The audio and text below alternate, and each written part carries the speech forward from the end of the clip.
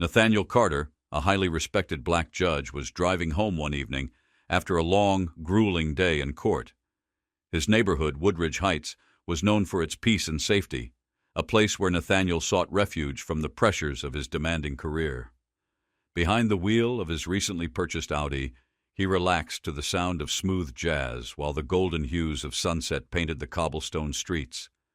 This was his time to unwind, a rare moment to reflect on his journey and accomplishments. Nathaniel's path to success had not been easy. Born in an underprivileged inner-city neighborhood, he grew up witnessing the harsh realities of systemic discrimination. These experiences had fueled his determination to rise above the challenges and dedicate his life to justice. That evening, however, he would find himself in a situation that reminded him just how deeply prejudice still ran, even in the very system he sought to uphold. The tranquil drive was abruptly interrupted by the sharp glare of red and blue flashing lights in his rearview mirror. A police siren shattered the calm, and Nathaniel frowned, puzzled. Certain he hadn't violated any traffic laws, he nonetheless pulled over, complying with the officer's signal. Stepping out of the patrol car was Officer Emily Harper, her expression stern and unyielding. Her tone was cold as she demanded his license and registration. Nathaniel complied calmly, introducing himself as Judge Nathaniel Carter and politely inquiring about the reason for the stop. However, Harper's demeanor did not soften.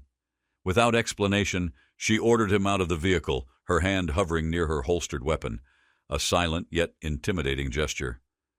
Nathaniel obeyed, moving deliberately to avoid escalating the situation. Standing beside his car under the swirling lights, he sensed that Harper's suspicion was not rooted in his actions but in the color of his skin. Despite his status as a judge and a law-abiding citizen, her gaze was filled with bias, a silent accusation that he didn't belong in this affluent neighborhood or behind the wheel of such an expensive car. The situation escalated further when a second police car arrived. Officer Brian Mitchell stepped out, and after a brief conversation with Harper, his skeptical eyes locked onto Nathaniel. Harper declared that the car matched the description of a stolen vehicle, prompting Mitchell to begin a search of the Audi.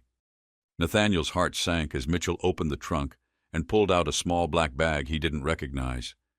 Harper's smirk revealed her satisfaction as she suggested the bag contained incriminating evidence. Nathaniel firmly denied owning the bag, insisting it had been planted, but his protests fell on deaf ears. Harper dismissed his words with a mocking tone, and her decision to handcuff him was made without verifying his claims or running his plates. As the cuffs clicked around his wrists, Nathaniel felt the weight of humiliation. Neighbors peered from their windows, and some recorded the scene on their phones. The sight of him, an esteemed judge, being treated like a criminal in his own community was devastating. Nathaniel's frustration turned to resolve as he addressed Harper and Mitchell, his voice steady but sharp. He warned them of the consequences of their actions, urging them to verify his identity and the car's registration before proceeding further. Mitchell hesitated, a flicker of doubt crossing his face, but Harper pressed on, her authority beginning to waver under the mounting tension. The confrontation unfolded under the watchful eyes of the gathering crowd, their phones capturing every moment. Nathaniel stood firm, refusing to let prejudice strip him of his dignity. His words pierced through the air, challenging the officer's actions and exposing the deep-seated biases at play.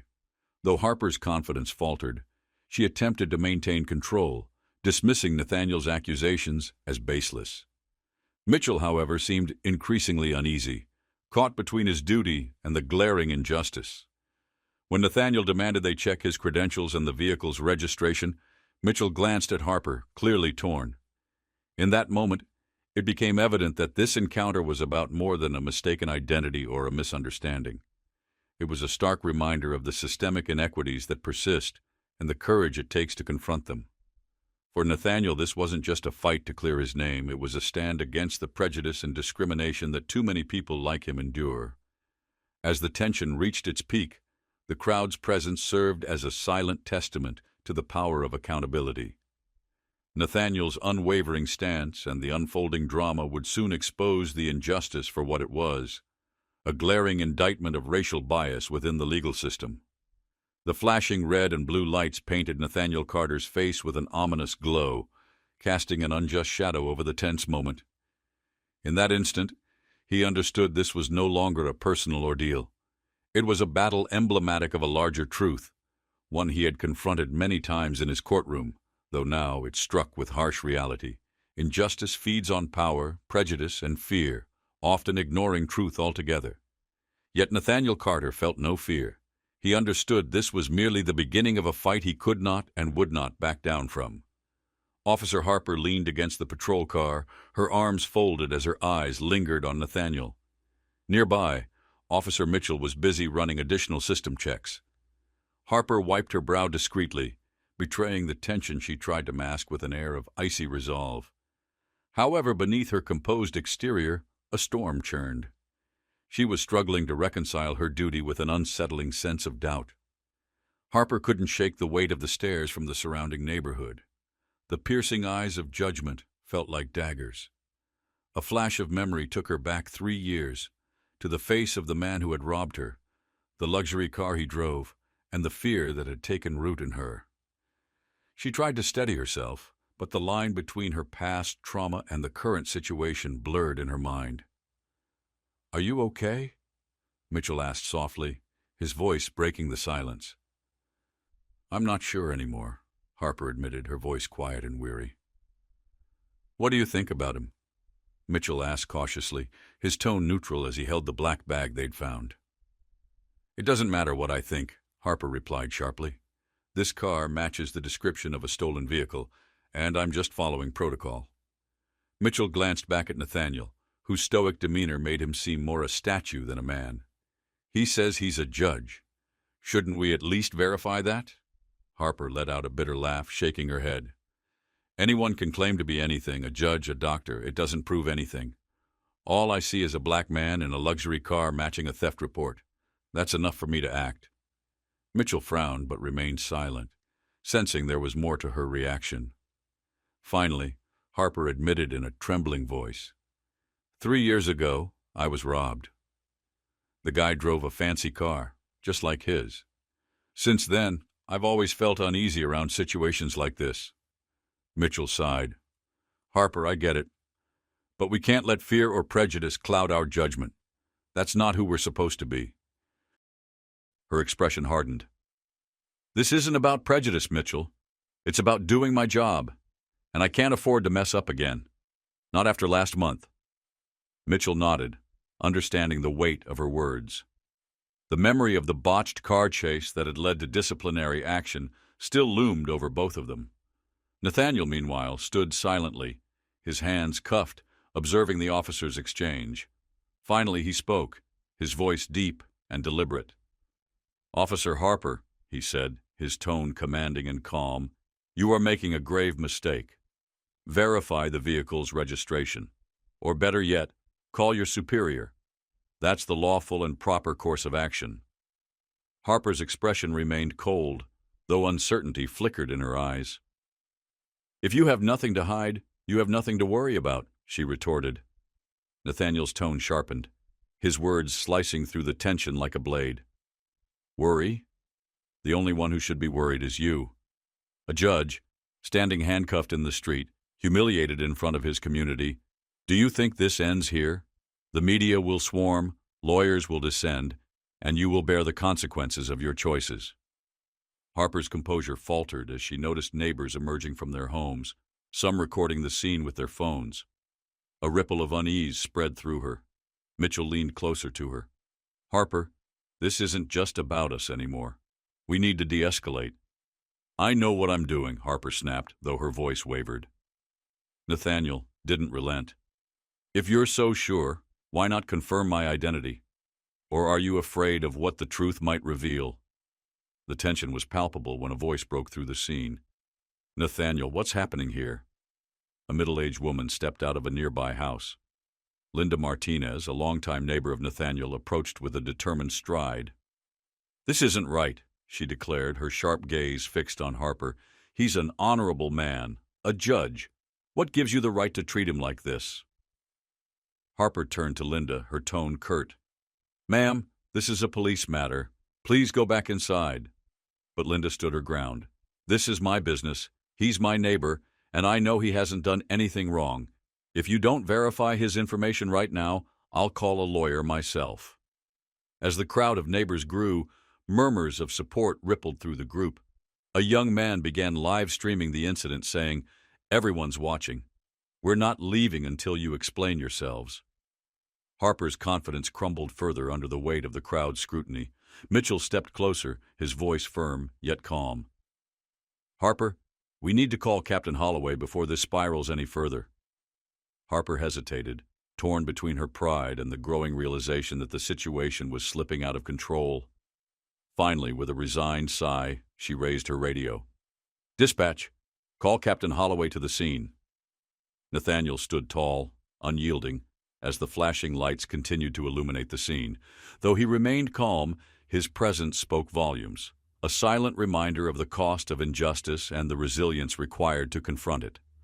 Harper, trembling slightly, realized that her decision, though necessary, had come at a price she wasn't ready to pay. Justice, Nathaniel knew, always comes with consequences. But the truth would prevail, no matter how much it cost. Here's a rewritten version with the same narrative essence, but expressed differently. As Harper surveyed the unfolding scene, a chilling realization hit her. Every decision she made now carried lasting consequences, not just for Nathaniel, but for her career and reputation. Mitchell's disapproving stare pierced through her composure as he addressed her sternly. "We need to handle this professionally, Harper. This isn't something we want plastered all over the news." Harper remained motionless, torn under the weight of mounting pressure. It wasn't just Nathaniel Carter she was dealing with anymore. The community, led by Linda and others, had turned their watchful eyes upon her, making every move a public spectacle. The tense silence was shattered by the growl of an approaching engine.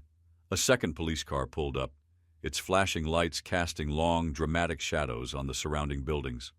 From the vehicle stepped Captain James Holloway, a tall man with a crisp uniform and an air of authority.